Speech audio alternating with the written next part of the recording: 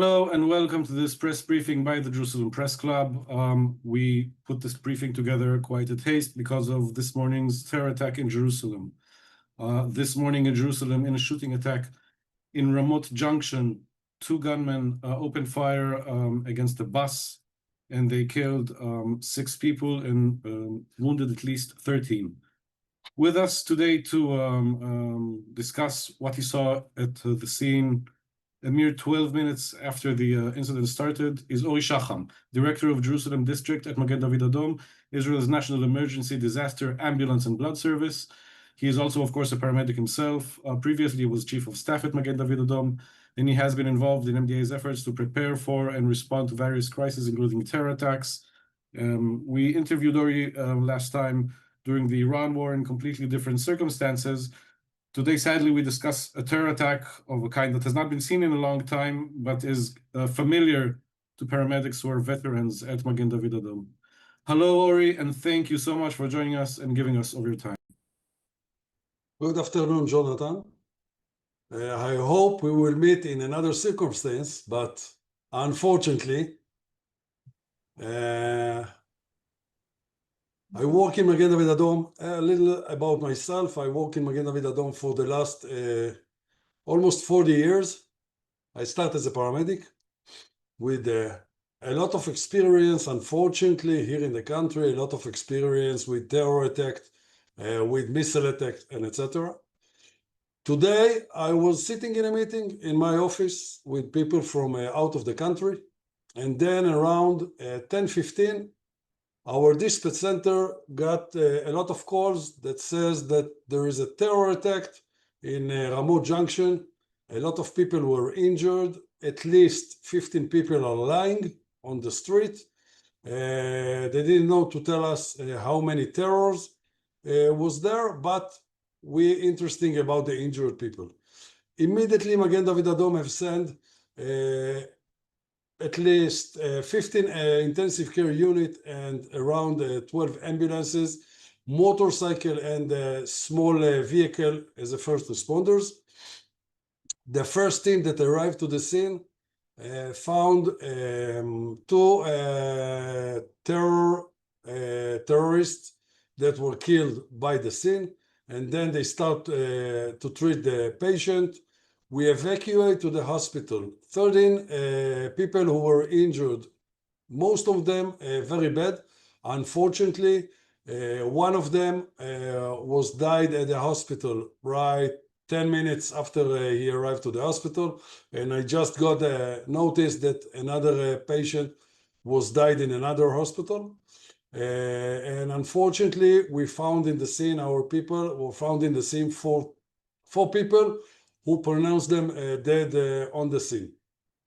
So the total numbers is 6 people who were killed and 13 people who were injured, some of them very bad, and some anxiety, people with anxiety that we took them to the nearest hospital also. Okay, thank you for this. From my understanding, people were shot from outside the bus to inside the bus, so we're talking about upper body injuries. So from what you say, though, like let's say the event eventually ended when the paramedics first arrived. The terrorists were already eliminated right at the start. As I understood from the first paramedic who arrived to the scene, the terrorists were killed already when he arrived. As I heard by the news, there were 2 civilians with weapons who killed them immediately, and we ran immediately to treat the injured people. Okay, before we started, we discussed, in the pre-webinar chat, we discussed the nature of the paramedics who arrive at such scenes, and I also mentioned in the introduction the experience, and you talked about the 40 years you've been at MDA. So can you tell me, the paramedics who have arrived at the scene, as far as their experience, can you say a little bit about them? They come from diverse backgrounds, I understand, and some of them have not seen such, scenes of carnage before.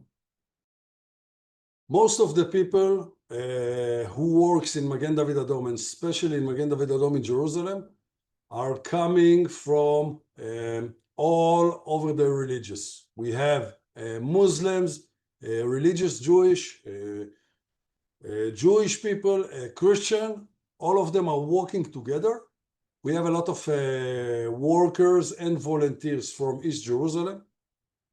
And you can find in our intensive care unit that the paramedic is a Muslim and his EMT driver is a religious Jewish guy. And they all work together. All of them are friendship with each other, especially by the holidays. We help each other, or they help each other with the holidays. For example, the next month, starting the Jewish holiday. So all the Muslim people knows that during the Jewish holiday, they are coming to work. Versus it's happened during the Ramadan for the Muslims or for the holiday of the Christians, so the Jewish are coming to work. So it's, if you look around at our teams, volunteers and employees, you can see all the good Israelis people. About Can the you just experience. You mentioned about the experience. Yeah, go ahead. So thanks God, the last terror attack happened a year or a year and a half, something like this, I can't remember. But what we're doing with our teams is at least twice a year, we are asking them to come to a special place here in the station, and we train them and we explain them about how to treat in case of a terror attack. Most of them are very young, 25, 26 years old. Unfortunately, they don't have, or thanks God, they don't have an experience with this kind of terror attack. So you have to train them, you have to explain them.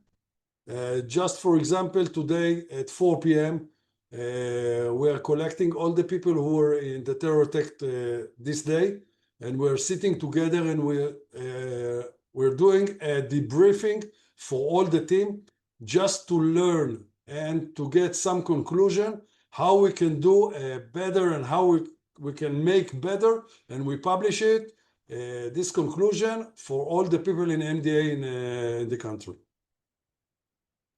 Okay, I have a follow-up question to what you just said, but first, can I ask you, can you repeat the numbers? Since we started, I mean, the sixth casualty was very recent, so can you just say the final numbers as of now of how many dead and how many wounded in today's attack?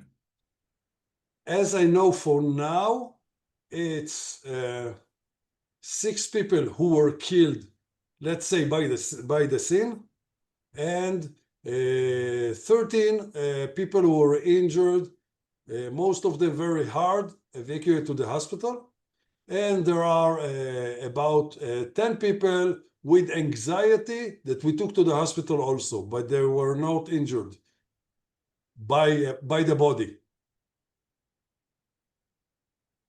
Okay, thank you for this. Now, in following up, you mentioned you're doing like a meeting of all the paramedics to discuss kind of conclusions from basically how you treated the scene today.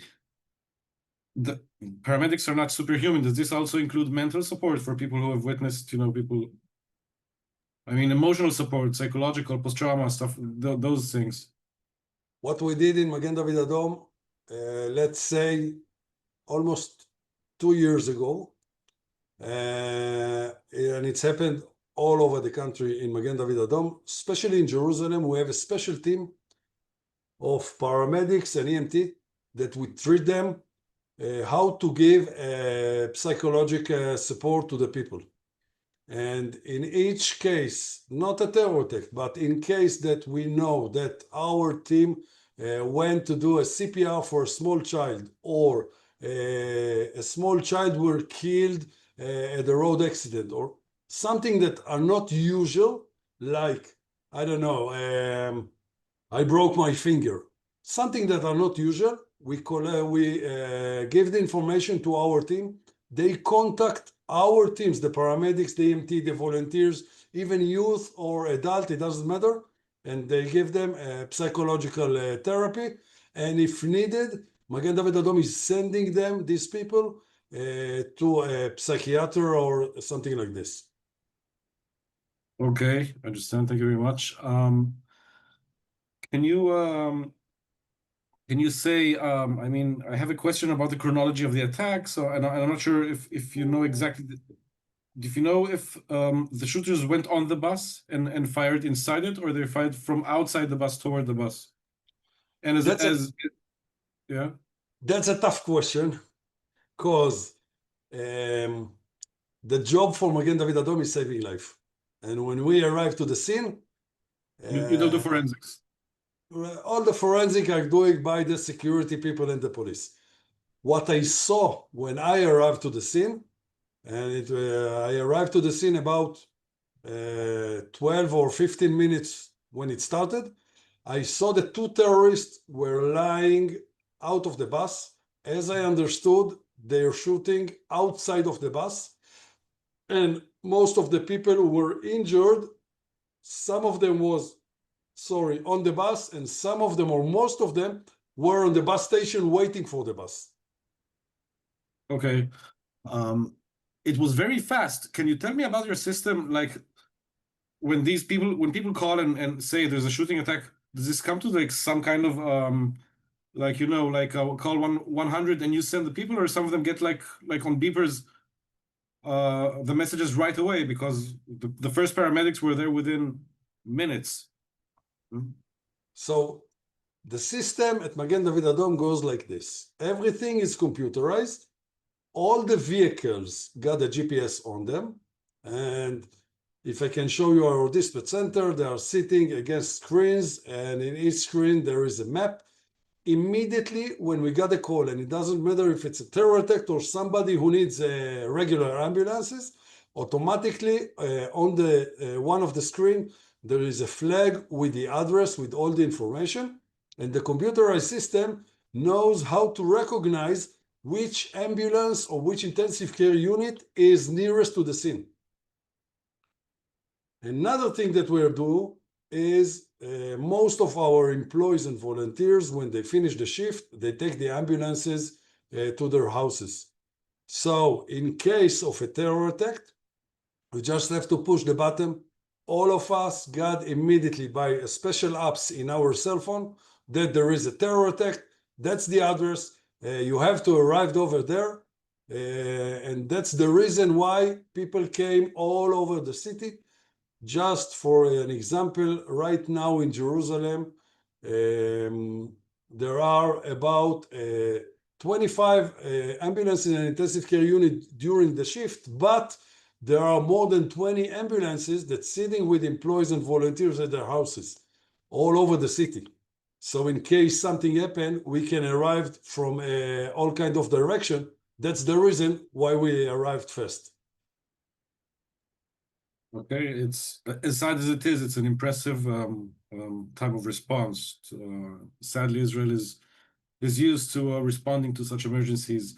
Ori, thank you so much for giving us of your time. And I guess what I can wish is that you get no calls, you know, that your phone remains silent, and that we have a more peaceful rest of the day and rest of the week. Thank you so much for this talk. Thank you. And let's hope that we'll meet in nice circumstances. More pleasant circumstances, yes.